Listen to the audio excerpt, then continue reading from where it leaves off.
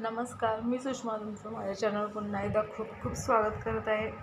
तर आज आपण खूपच छानशी रेसिपी म्हणजे कोणत्याही कार्यक्रमाला तुम्ही घरी इझिली बनवू शकता अशी. तर आज आपण मस्त अशी एकदम टम्म फुगलेली पुरी कशी बनवायची ते बघणार आहोत. खूपच छानशी पद्धत आहे. फक्त 2-3 ट्रिक आहेत त्या तुम्ही वापरल्या तर तुमच्या सगळ्या पुऱ्या ह्या एकदम टम्म फुगतील आणि एकदम मऊसूद अशा छान होतील. चला तर मग ते कसे करायचे आहेत आपण बघूया. तर सगळ्यात पहिल्यांदा मी परातीत अर्धा किलो मैदा मी चाळून घेत आहे. तर मैदा घेताना कधीही चाळून घ्यावा.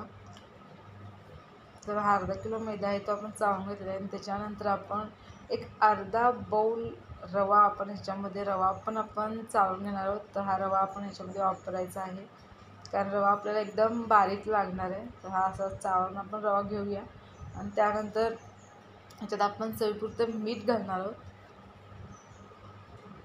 तर चवीपुरतं मीठ घालून झाल्यानंतर आपण हे व्यवस्थित असं मिक्स करूया आणि त्यानंतर आपण याच्यामध्ये थोडंसं लागेल असं पाणी ॲड करत याचा छानसा गोळा मळून घ्यायचा आहे.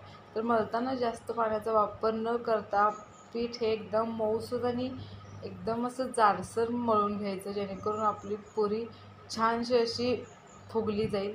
तर अशा पद्धतीनं हा गोळा मळून एक 15 ते 20 मिनटं आपण याच्यावरती झाकून ठेवून द्यायचं. तर 15 ते 20 मिनटं झाल्यात. त्यानंतर मी हा छोटासा एवढा गोळा काढून घेतलेला आहे.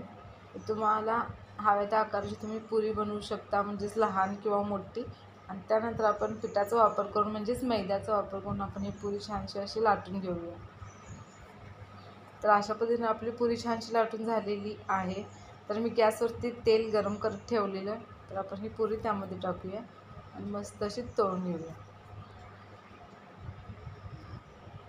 तर तुम्ही बघू शकता याच्यामध्ये आपण सोड्याचा वगैरे वापर अजिबात केलेला नाही. तरीही पुरी मस्त अशी टम्म फुगलेली आहे आणि खूपच मऊसूद एकदम सॉफ्ट अशी पुरी लागते.